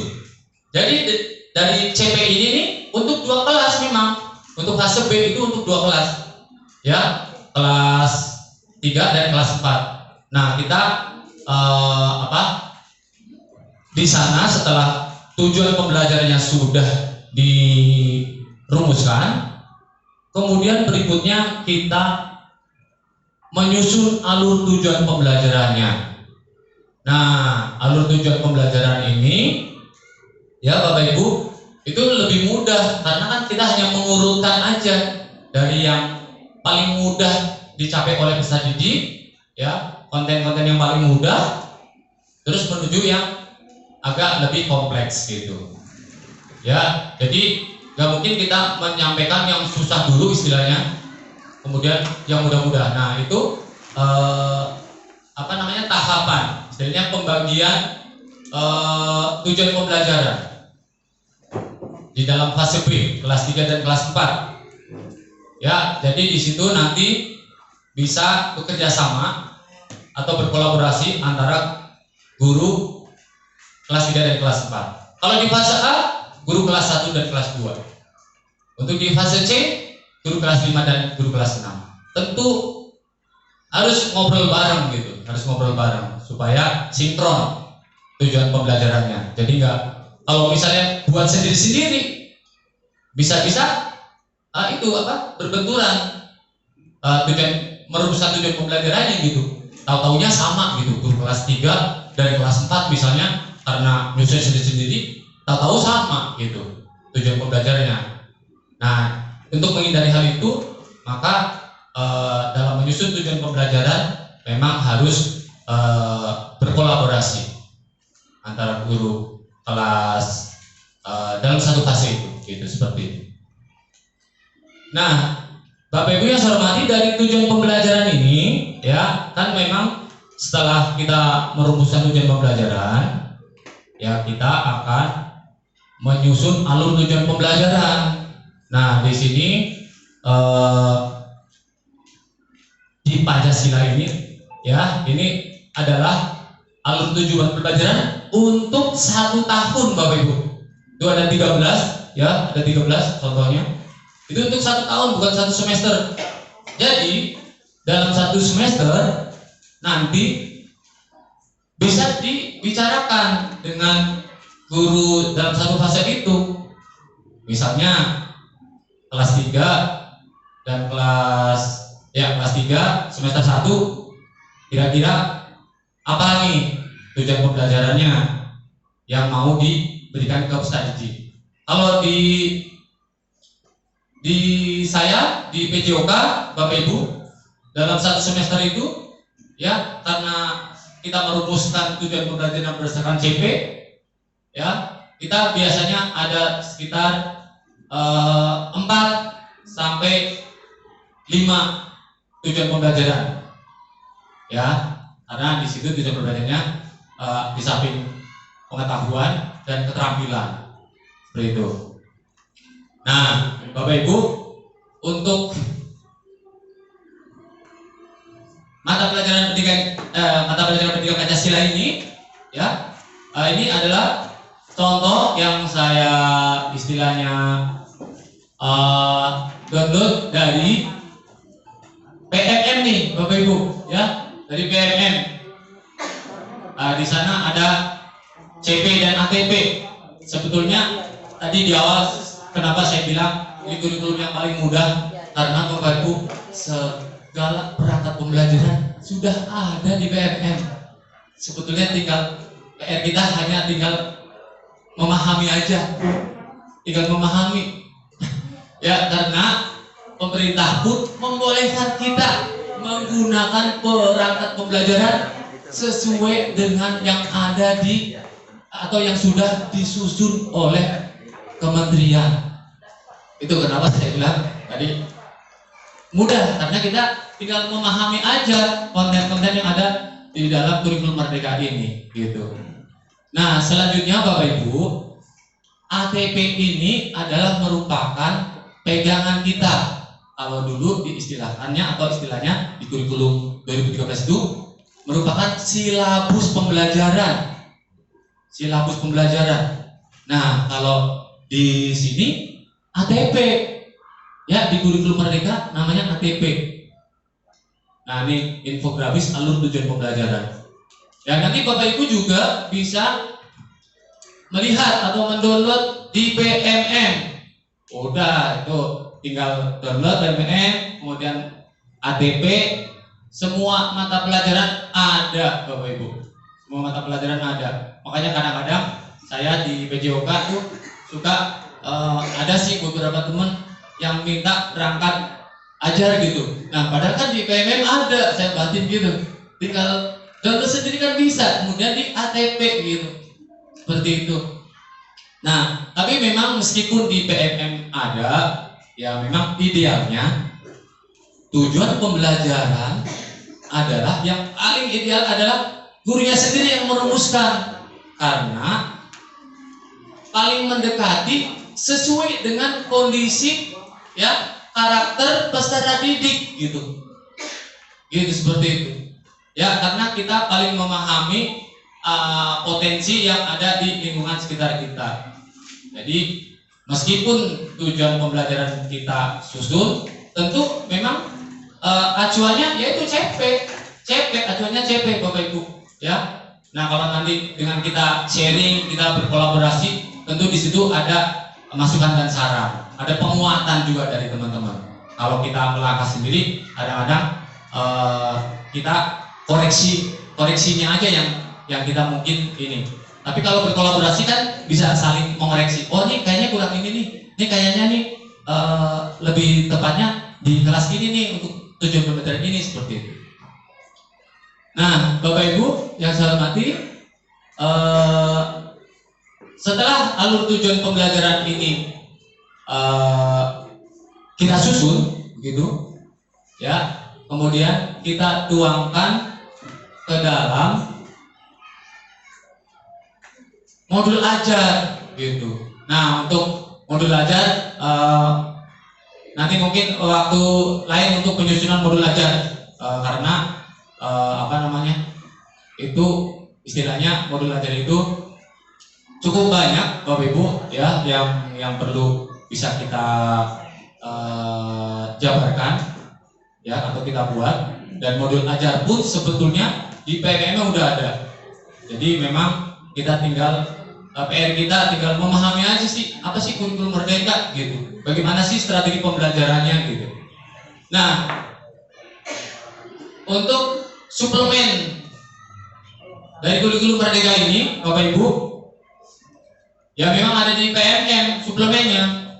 Ya misalnya bagaimana sih menerapkan pembelajaran yang istilahnya efektif gitu. Ya kalau dulu kita mengenal pembelajaran aktif reaktif, menyenangkan atau pakem gitu. Nah, kalau di kurikulum merdeka kita pembelajarannya menggunakan pembelajaran berdiferensiasi Bapak Ibu, yaitu kita melakukan pendekatan disesuaikan dengan karakter peserta didik atau potensi peserta didik, gitu, berdiferensiasi. Jadi kita nggak flat begini nih cara pembelajarannya gitu. Kita memerlukan perbedaan dalam hal pendekatan pembelajaran. Begitu. Misalnya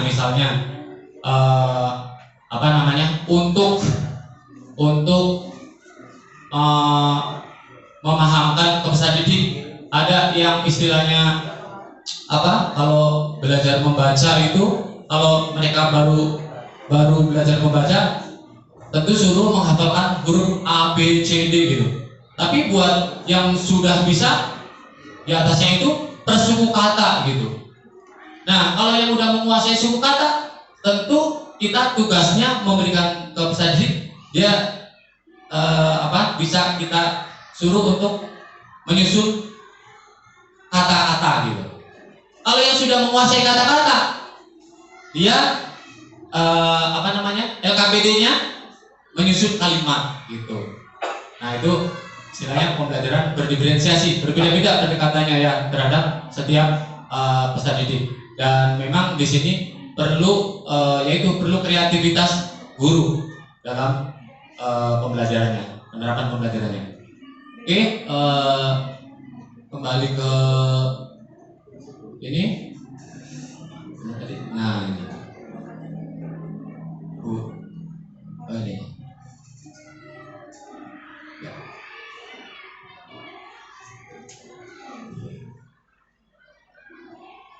Oke, berikutnya lagi. Oke. Banyak lagi? Mana sih? Ini ya. Nah, Bapak Ibu, kalau tadi kita sudah menyusun tujuan pembelajaran, kemudian menjadi alur tujuan pembelajaran, ya, bahwa di sini bahwa fungsi alur tujuan pembelajaran yang serupa dengan apa yang dikenal dengan silabus. Ya, jadi di kurikulum merdeka kita dulu mengenal silabus, di sini di kurikulum merdeka, ya kalau dulu di kurikulum 2013 kita mengenal silabus, di kurikulum merdeka kita menyebutnya alur tujuan pembelajaran. Dan perencanaan dan pengaturan pembelajaran dan asesmen secara garis besar untuk jangka waktu 1 tahun. Jadi ATP ini ya itu dilaksanakan untuk jangka waktu 1 tahun, bukan dihabiskan 1 semester gitu. Jadi tadi yang Pancasila tadi itu, yang alur tujuan pembelajaran ada 13 itu untuk 1 tahun. Kita bisa bagi 2 gitu. Bisa 6 dulu atau 7 dulu atau berikutnya gitu. Tapi yang penting di alur tujuan pembelajaran ini adalah Bapak dan Ibu guru bisa menempatkan yang mana dulu yang akan diberikan ke peserta didik. Itu sih konsepnya untuk menyusun ATP seperti itu. Nah, Bapak Ibu, alur tujuan pembelajaran perlu dikembangkan secara kolaboratif. Ya, secara kolaboratif artinya apabila guru mengembangkan, maka perlu kolaborasi dengan guru lain. Seperti itu supaya bisa memberikan saran atau input gitu kan dari teman-teman kita. Jadi untuk menyusun ATP juga tidak ada format yang ditetapkan oleh pemerintah. Silakan kita bisa menyusun format tersendiri ATP-nya. Ya, tadi yang contoh tadi di BMM ada 3 kolom tadi kan, CP, terus rumusan tujuan pelajaran dan ATP. Ada beberapa contoh lagi penyusunan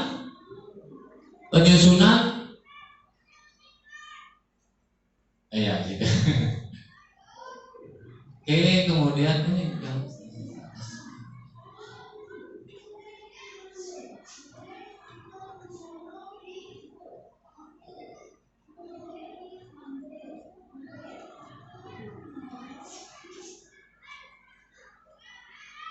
contohnya udah ini. Nah, Bapak Ibu,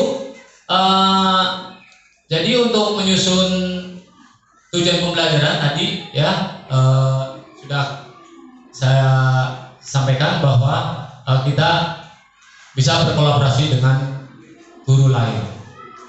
Nah, setelah tujuan pembelajaran sudah kita rumuskan, kemudian menjadi alur tujuan pembelajaran, maka dari situ sudah istilahnya bisa kita kembangkan menjadi modul ajar atau rencana pembelajaran, Bapak Ibu. Nah, setelah rencana pembelajaran, ya udah tinggal kita laksanakan. Yang di dalamnya rencana pembelajaran tentu nanti ada asesmen, Bapak Ibu. Ya. Nah, apa dan bagaimana nanti istilahnya modul ajar gitu atau RPP, nanti mungkin di lain waktu kita bisa berdiskusi kembali ya. Untuk paparan hari ini saya lebih fokus ke analisis CP dan tujuan pembelajaran, alur tujuan pembelajaran atau ATP. Untuk asesmen, terus input nilai raport, terus PMM nanti akan kita sampaikan pada sesi berikutnya oleh teman-teman saya. Baik, dari saya cukup sekian dulu terkait dengan pemahaman kurikulum Merdeka. Lebih dan kurangnya mohon maaf. Wabillahi taufiq wal hidayah. Wassalamualaikum warahmatullahi wabarakatuh. Kita berikan aplaus kepada Pak Hartono, teman-teman. Baik, terima kasih kepada Pak Hartono yang sudah menyampaikan materi tentang kurikulum Merdeka. Apabila ada yang ingin didiskusikan atau ingin disampaikan kepada Ibu dan Bapak, dipersilakan. Yang mau tanya, yang mau bertanya, yang ingin kita diskusikan, silakan Ibu Bapak. Mungkin ada yang ingin disampaikan. Kita diskusi ya. Dan di sharing ya Bapak Ibu ya, saling berbagi. Karena saya yakin Bapak dan Ibu tentu sudah banyak yang lebih paham dari saya ya. Mungkin bisa kita berbagi aja barangkali. Silakan. Silakan Ibu Bapak. Kita diskusi, sharing, tapi jangan menguji ya. Jangan menguji. Silakan Ibu Bapak. Silakan Pak.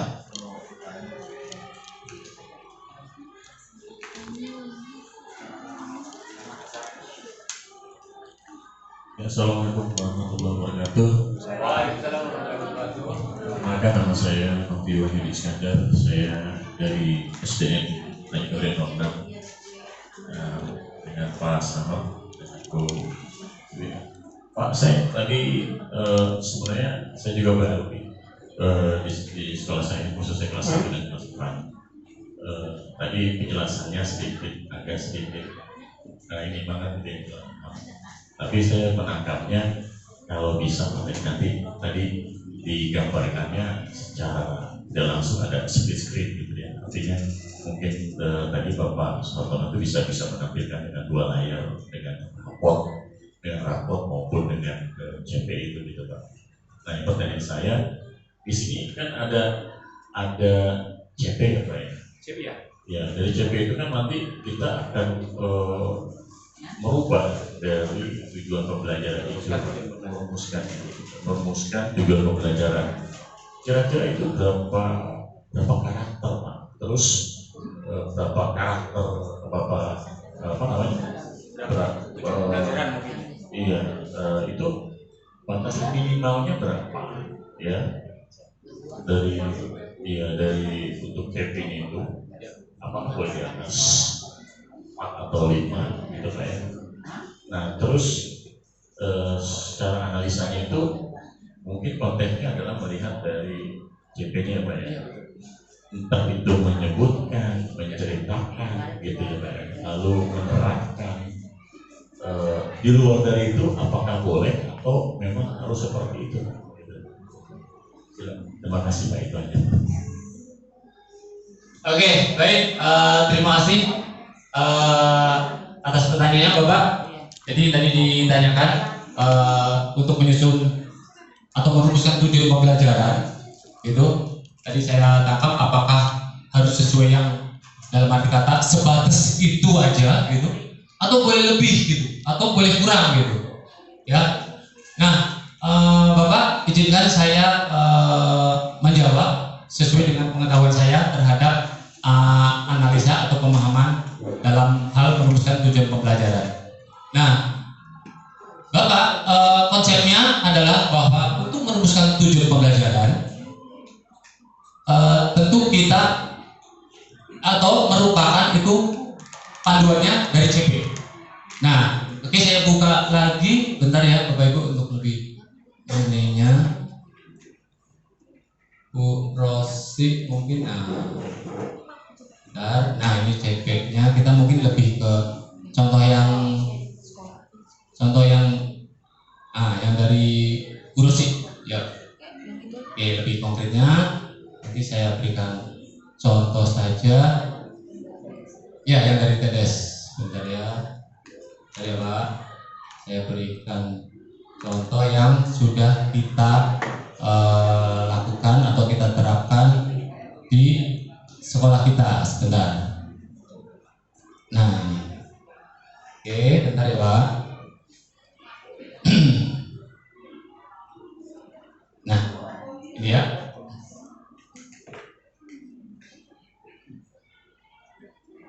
Nah, Bapak Ibu, jadi gini Pak, ya intinya bahwa untuk merumuskan tujuan pembelajaran kita nggak boleh kurang dari yang ada di CP, gitu kan.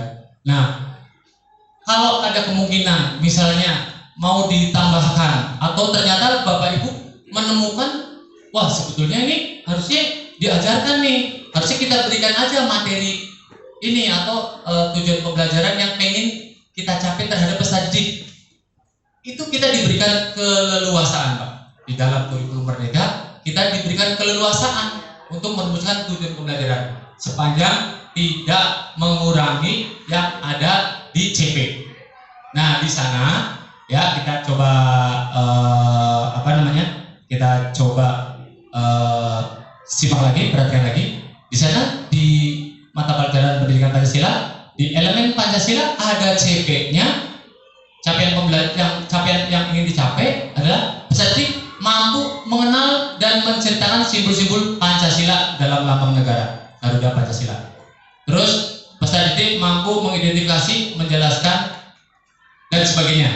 Nah, kemudian dari situ kita tahu nih, ya ini format yang ini pun berbeda dengan yang contoh yang tadi yang saya download dari Permendikbud yang di PMR istilahnya.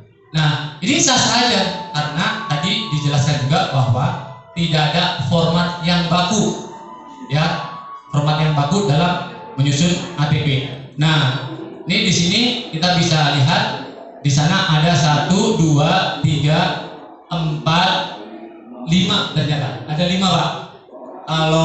Kalau yang tadi kan ada 3 Pak. Yang contoh yang tadi tuh ada 3 karena di sini memang di CP-nya kalimatnya esensialnya 3 tuh. Esensialnya 3. Pertama, mampu mengenal dan menceritakan simbol-simbol Pancasila dalam lambang negara Garuda Pancasila. Yang kedua, mampu mengidentifikasi dan menjelaskan hubungan antara simbol-simbol dan sila dalam lambang negara Garuda Pancasila. Yang ketiga, mampu menerapkan nilai-nilai Pancasila di lingkungan keluarga dan sekolah. Nah, kalau di situ di CP-nya ada 3 yang esensial, yang itu bisa dirumuskan menjadi tujuan pembelajaran. Nah, tetapi dimungkinkan kalau mau ditambah tujuan pembelajarannya gitu, karena nanti pada hakikatnya bahwa tujuan pembelajaran ini adalah yang mau kita berikan ke peserta didik. Nah, bagaimana supaya kita istilahnya gini, memberikan tujuan pembelajaran ke peserta didik itu benar-benar bisa tercapai dalam mungkin lingkup satu pembelajaran itu gitu ya, dalam satu pembelajaran. Nah, kita sudah diregulasi Bapak Ibu, minimalnya ada 3 nih. Kalau misalnya kita mau menambahkan itu boleh, tapi mungkin kita harus berpikir ini terlalu banyak apa enggak ya, misalnya gitu. Kalau misalnya terlalu banyak, kira-kira nanti kita kan menganalisis kira-kira anak kalau diberikan materi terlalu banyak bagaimana misalnya gitu.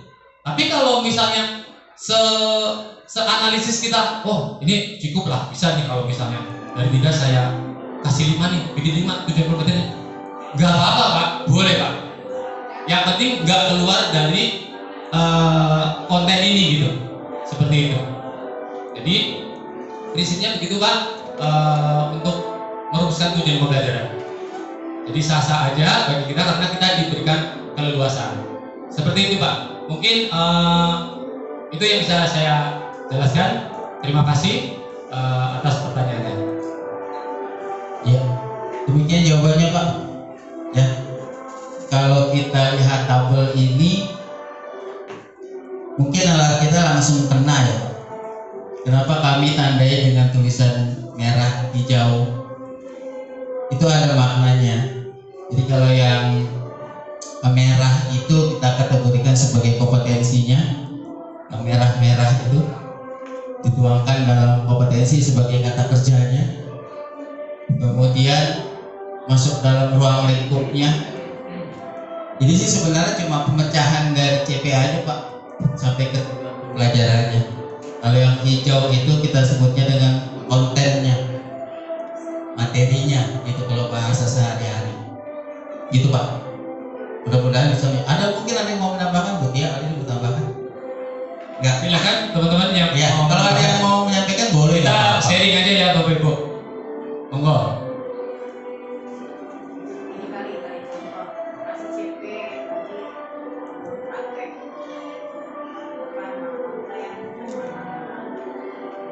Ada yang belum? Oh ya, belum Pak. Mungkin teman-teman,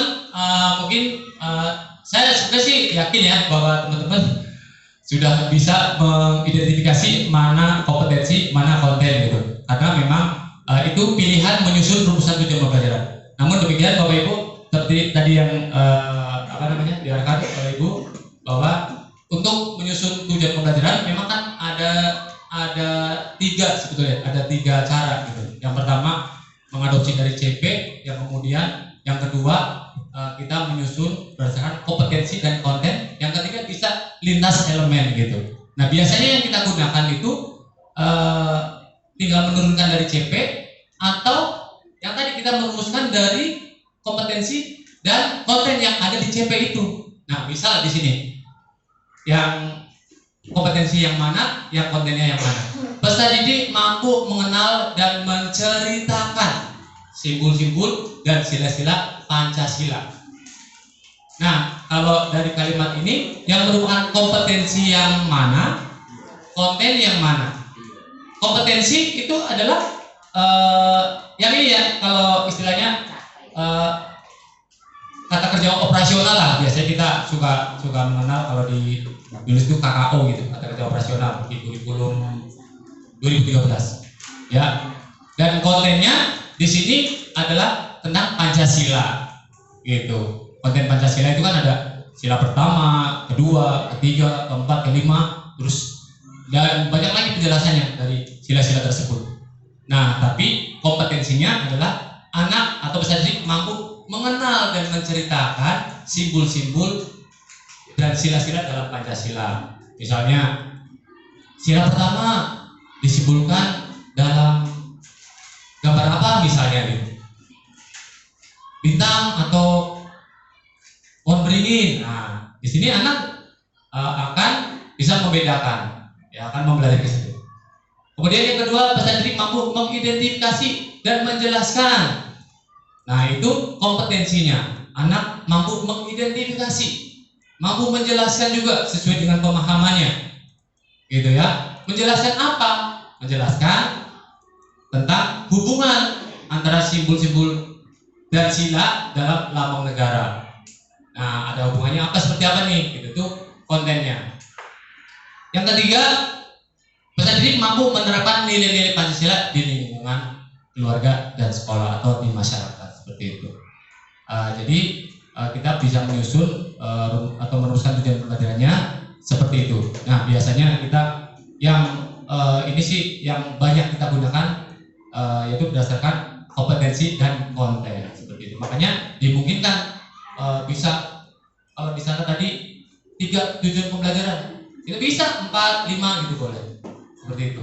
Yang penting kita sebagai guru ya tahu ininya, porsinya gitu, porsi anak-anak gitu.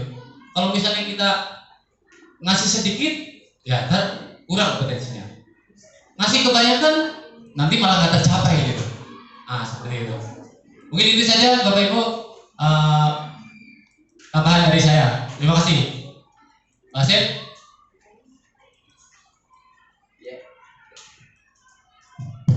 Ya, terima kasih Pak Har penjelasannya.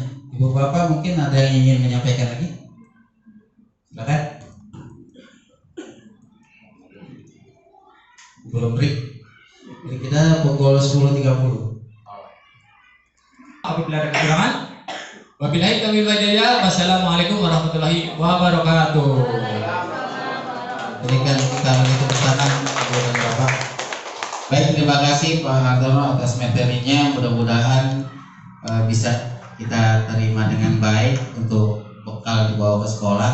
Tapi sebagaimana disampaikan Ibu Titi tadi, di lain waktu mungkin kita bisa kembali melakukan kegiatan ini seperti yang tadi Ibu Titi sampaikan. Ataupun jika ada sesuatu yang berkenaan dengan kurikulum, Ibu Bapak ingin bertanya atau mau melihat kurikulum TDS 01 juga boleh. Silakan, nanti Ibu Bapak bisa modifikasi di sekolah Ibu Bapak semuanya.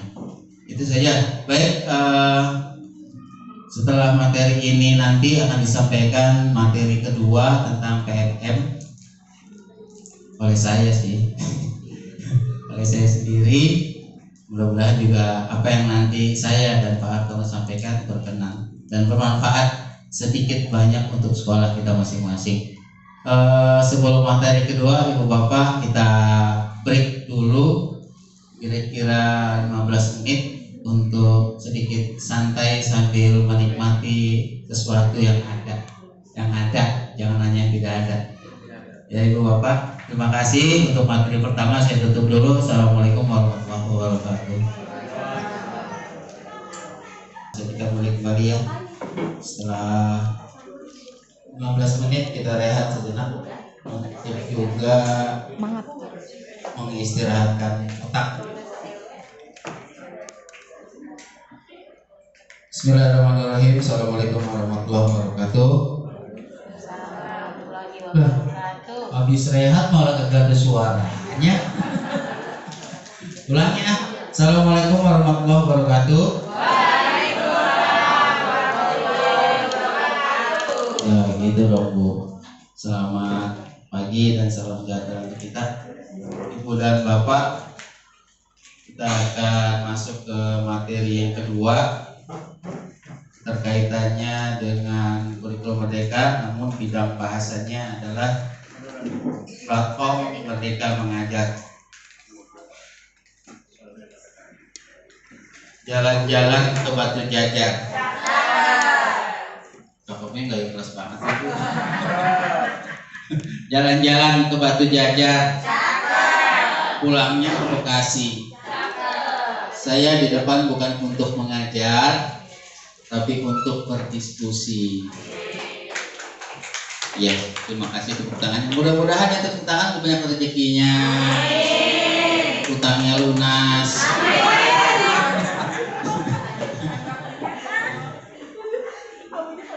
serius kan tegang, pikiran tegang, pantat tegang, badan tegang, semua tegang. Santai aja.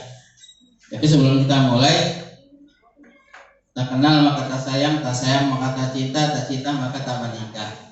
Itu ya Pak. Ya sedikit banyak mungkin sudah kenal. Saya Asep Guspion. Asep Guspion, kalau orang dari Jawa Barat mah pasti sudah menerka dan akan menerka saya dari Jawa Barat. Padahal bukan. Saya Sidul, Betawi asli. Kalau sama anak-anak saya dipanggilnya bukan Pak Asep saja resminya. Asep Guspion, SPD MM OA SP TJCM, itu nama lengkap saya. Asep Guspion, SPD-nya pasti ibu bapak tahu, MM-nya juga tahu. OA-nya orangnya asik, SB-nya senang bercanda, TJCM-nya tapi jangan coba macam-macam. Jadi sama anak-anak saya dikenal guru yang paling galak, tapi galaknya galak sayang gitu. Pak, bagaimana saya sampaikan tadi bahwa saya akan menyampaikan atau kita akan berdiskusi tentang PMM.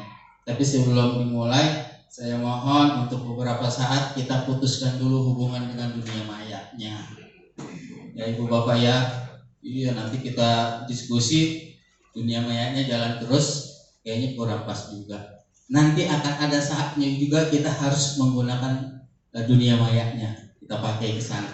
Jadi ada teori dan saya lebih menekankan pada praktiknya mengenai PNN. Tapi saya yakin ibu bapak sudah lebih tahu dari saya soal PNN. Ya bu ya? Benar nggak bu? Bu? Ustadz ya?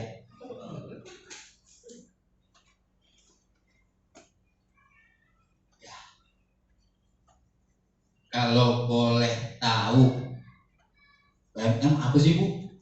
Bukan uji, enggak. Kita mau tukar pandangan. PMM apa ya bu? Platform Merdeka Mengajar, apa itu? Tapi kita tahu ya bu ya, PMM ya. Karena akhir-akhir ini kita sedang digencarkan dengan PMM. Kalau tidak, sekolah kita jelek. Karena PMM berpengaruh sekali terhadap kondisi sekolah. Sekolah kita bisa dinilai jelek kalau PMM-nya jelek. Gitu. Di PMM atau kenapa PMM ada, ini menjawab 4 pertanyaan yang sesungguhnya ada pada diri kita. Pertanyaan 1, apa yang harus sekolah? Apa saya harus sekolah lagi untuk belajar? Yang kedua, bagaimana menyampaikan pelajaran agar menarik? Yang ketiga, apa saya harus menunggu pelatihan dari pusat? Bagaimana dan di mana saya bisa berbagi? Kalau yang pertama, saya atau kita harus sekolah lagi. Kalau untuk ibu dan bapak yang masih ABT, anak baru tanggung-tanggung gitu, atau orang yang usianya masih di bawah 40 kuliah, nggak masalah. Paling masalahnya di apa bu? Duit, biayanya. Ya, tapi itu pun akan terjawab dengan PMM. Gratis, dapat sesuatu, terutama bagi yang PNS ada nilainya. Gitu. Yang kedua, waktu juga. Kita bekerja sampai pukul 3. Tapi kalau kita punya surat izin belajar sih diperkenankan. Ya. Yang kedua, bagaimana menyampaikan pelajaran menarik? Kalau itu kan tergantung gurunya. Saya amat sangat tertanam di hati dan pikiran saya bahwa untuk pengajaran menarik itu tergantung gurunya. Karena guru adalah metode yang paling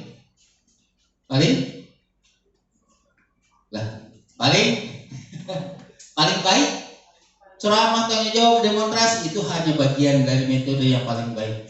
Yang pertama yang paling baik yang tidak bisa digantikan adalah guru. Guru yang paling baik, guru yang paling paham bagaimana di kelas anaknya, kan gitu. Yang ketiga, apa? Saya harus menunggu pelatihan dari pusat. Pusat yang dimaksud bisa dari dinas, bisa dari sudin atau lembaga pelatihan yang sering kita kunjungi. Di mana bu? P2, P2 KPTK 2. Gitu kan? Sekarang tidak harus menunggu. Ya, beberapa waktu lalu kita ditekankan untuk aktif di Jaklat.